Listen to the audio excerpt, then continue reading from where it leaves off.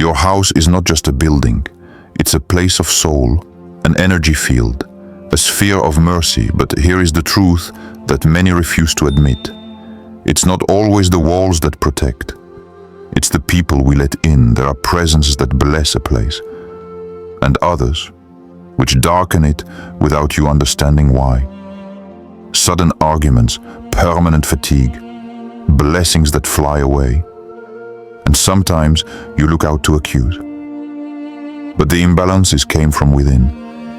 He walked through the door with a smile. He sat in your living room. He ate at your table. And he left an invisible mark. It's not paranoia. It is from spiritual lucidity. Today, we are going to talk about 5 types of people you should keep away from your home. Not out of hatred, not out of pride, but because your space deserves peace, the sakina, and the barakah. Settle down, open your heart, and above all, look around you. 1. He who enters with the eye of envy, style, dramatic, visual, oppressive atmosphere. He walks into your house, but he doesn't need to speak for a strange feeling to fill the air. He smiles, he sits, he chats, like all the other guests. But every time he crosses your threshold, a sensation inexplicable settles in. A heavy weight, almost suffocating. You can't explain it right away, but you feel it. Something breaks. It's not your phone that falls off the table. This is not a simple accident. It's as if the air becomes thicker, more difficult to breathe. The once vibrant colors of your home seem to be fading, as if an invisible veil was darkening the place. You don't see what he's doing, but you feel that his eyes scan at every corner, every object, every little detail of your life. His looks are long, heavy, loaded with something you can't name. He didn't say a bad word, and yet each look at your table, at your objects, at your family, seems to siphon off a part of your inner peace. His eyes do not bless. They steal, they take, they consume. You don't know why, but there is this heaviness which sets in, this unpleasant vibration in the air, almost palpable. It is not common jealousy. It is not the simple envy that a human being feels when seeing the success of another. No, it's much darker. There is an intention in his gaze, and this intention may be unconscious, but she hits hard.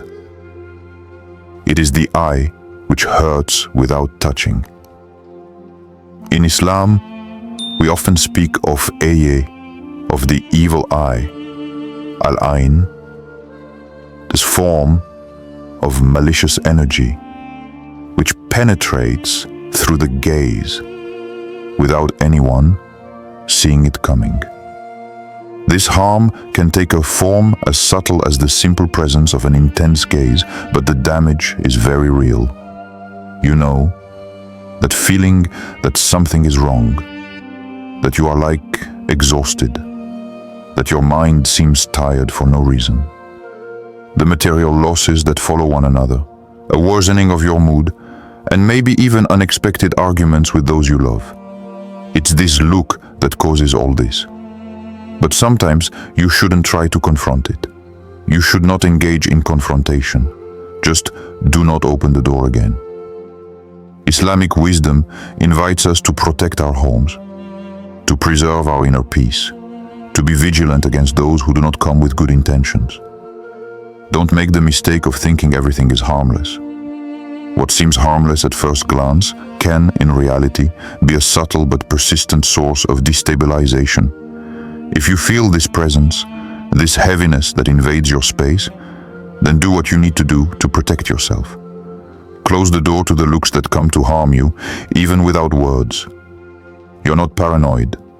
You are simply attentive to what Islam calls to preserve, the peace and blessing of your home.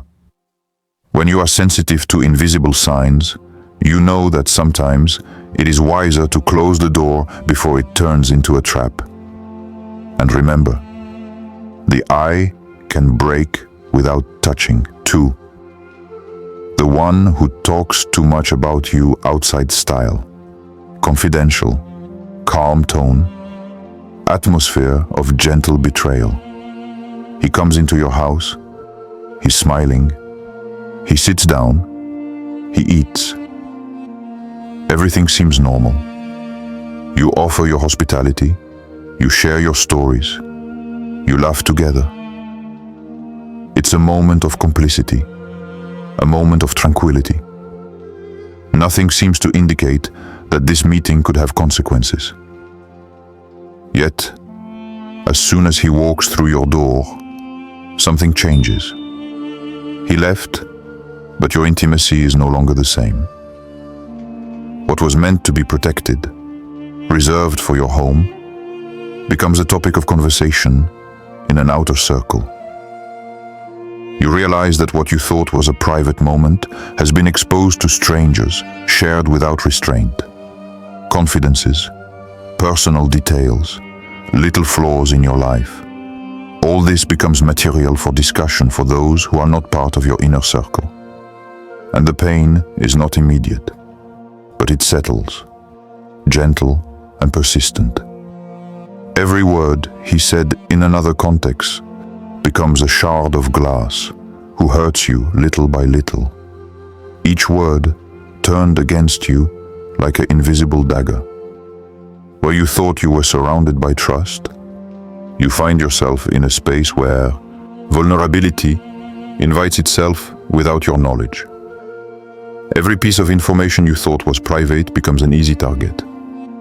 The outside world begins to intrude into your home, entering through doors you thought were closed. He became the spokesperson, involuntary, of your most intimate moments, violating your private space, this border which, however, deserves to be respected. Your privacy becomes a commodity, a group subject, a subject of light conversation. But at what cost? This kind of behavior is not simply a lack of discretion, it touches on something deeper. In Islam, privacy is sacred. She is a part of the dignity of the individual. Islam teaches us that every believer deserves to live in protection of his personal space, whether in his private affairs or in his discussions with those close to him. He who does not know how to keep a secret or respect the limit between what is public and what is private, not only exposes its own weakness, but also that of those who open their doors to it. There is no hatred in what I say, but of wisdom. It's not a question of being rude or distant, it's a question of preserve what is precious in your life. It's a question of respect. Don't allow yourself to live in an aquarium where every word, every gesture, every detail of your life becomes a spectacle for others. Your home, your heart, your mind are not public property to be displayed.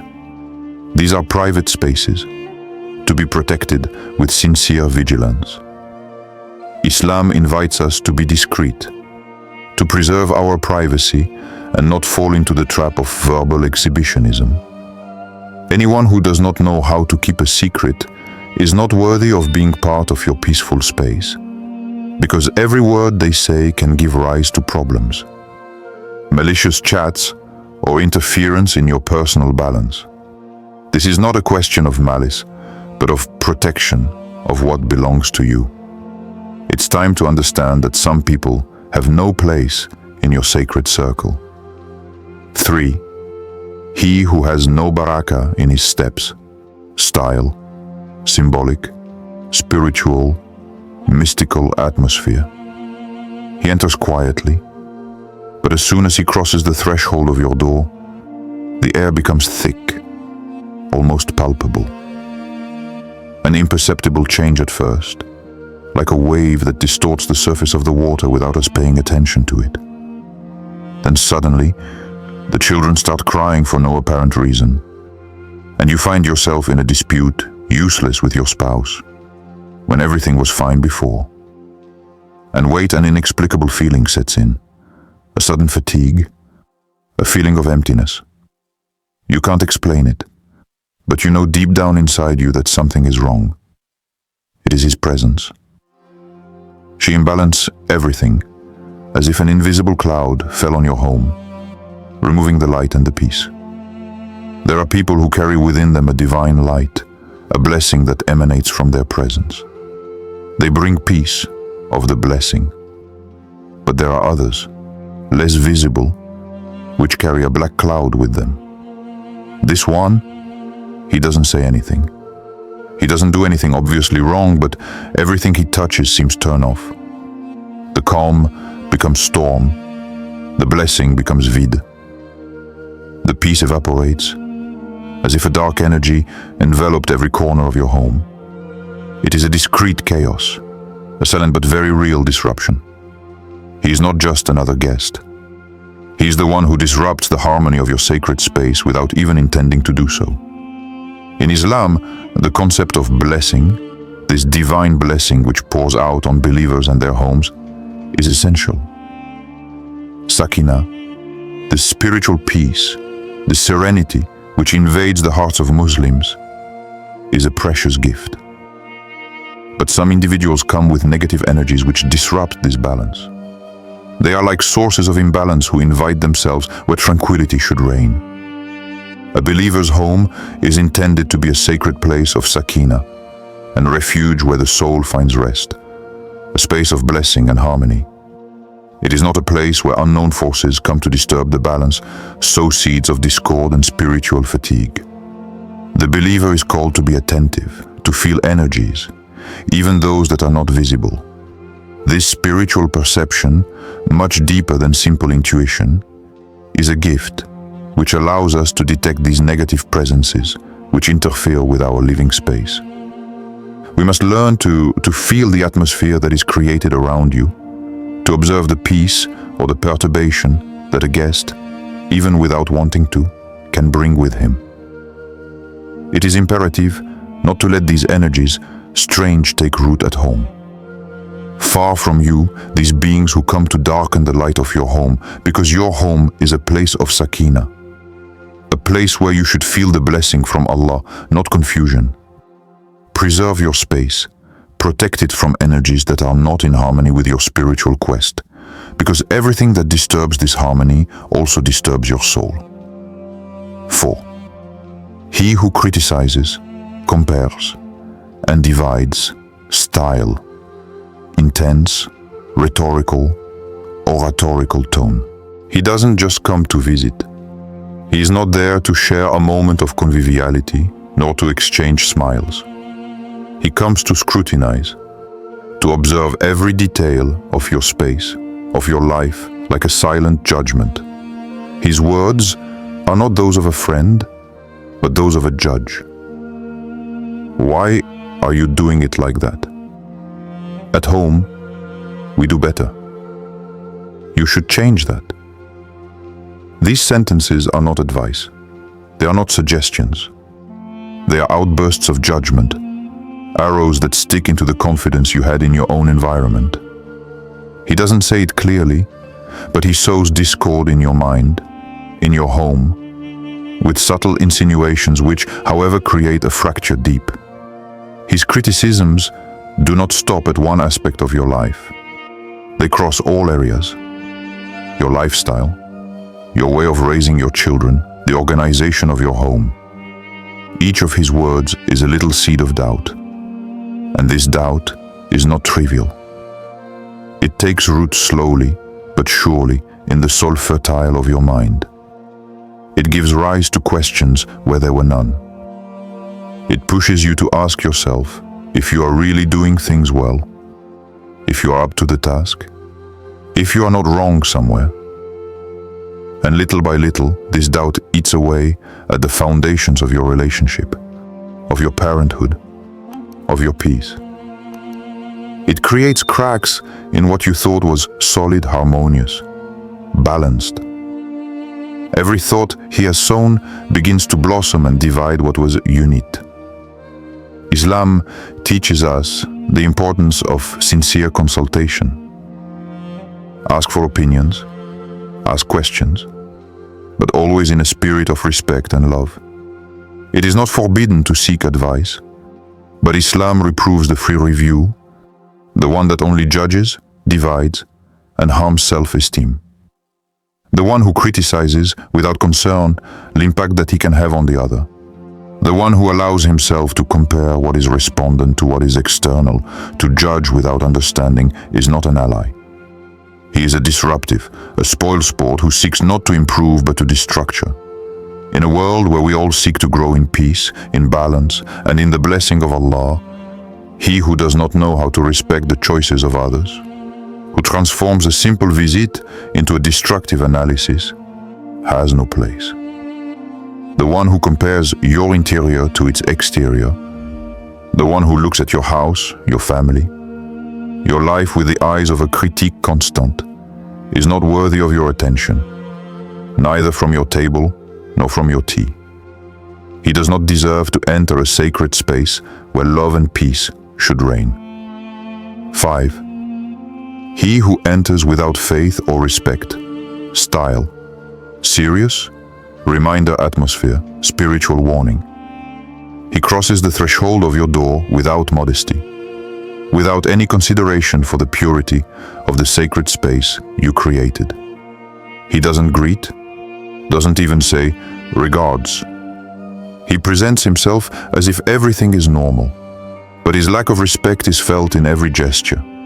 He speaks loudly, without filter, as if the volume of his voice was the measure of his importance.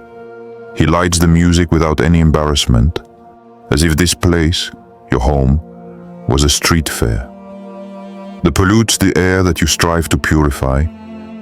It destabilizes the atmosphere that you seek to maintain in the harmony of the modesty and the spirituality. He's not just a rude guest. It's a desacralizer. The one who, through his behavior, transforms your sacred home in a banal place, in a space devoid of the peace that you strive to preserve. Your home, this is not an ordinary place. It is not a simple salon where everyone can come and do what they want, without regard for the spirit that should reign there. It is a citadel where peace, modesty, and divine light must prevail. It is a place that you have arranged so that it is a spiritual refuge, so that he is a sanctuary where you get closer to Allah. But he who enters without faith or respect desecrates all this. It doesn't just disrupt your daily life, it brings with it a umbra which repels the mercy of Allah. This indecent behavior creates a rupture in the spiritual atmosphere that you strive to maintain. It may seem trivial, but every thoughtless gesture that pushes back the blessing creates a distance between your home and the light of Allah. The believer must always keep his inner space as pure as possible, because the blade of the house reflects the soul of its inhabitants. When respect for Allah and His teachings fades away, Barakah eclipses and peace turns into chaos. It is therefore imperative to protect your home with the same vigilance as you protect a precious treasure. Because it's not just a question of comfort, material goods, or organization. It is about protect a sacred space, to preserve an atmosphere where divine light can penetrate and where love of Allah reigns without interruption. Remember, Allah places His Barakah where the hearts are in order, where the purity is respected, where the spirituality is nourished, and where respect for His principles is alive at every moment. Do not let anyone who enters without faith or respect upset this harmony. Your home is a reflection of your relationship with Allah. Protect Him like one treasure, because it is the place where you seek peace, blessing, and divine light. Protect your home as you protect your heart, because each soul that enters leaves a trace there, good or bad. Islam does not call you to isolation, but add the vigilance. And this vigilance begins with a simple question. Who deserves to enter my sacred space? You can forgive. You can love. But you don't have to allow everything in your home, because this place is where you pray, where you raise your children, where you cry, where you heal, where you get up again. And this place deserves to be preserved. Or share this video with someone who needs to open their eyes. Comment if you recognize one of these profiles around you. And above all, save it, because tomorrow, this awareness could change your daily life. May your home be light, and let those who enter into it be a mercy, not a trial.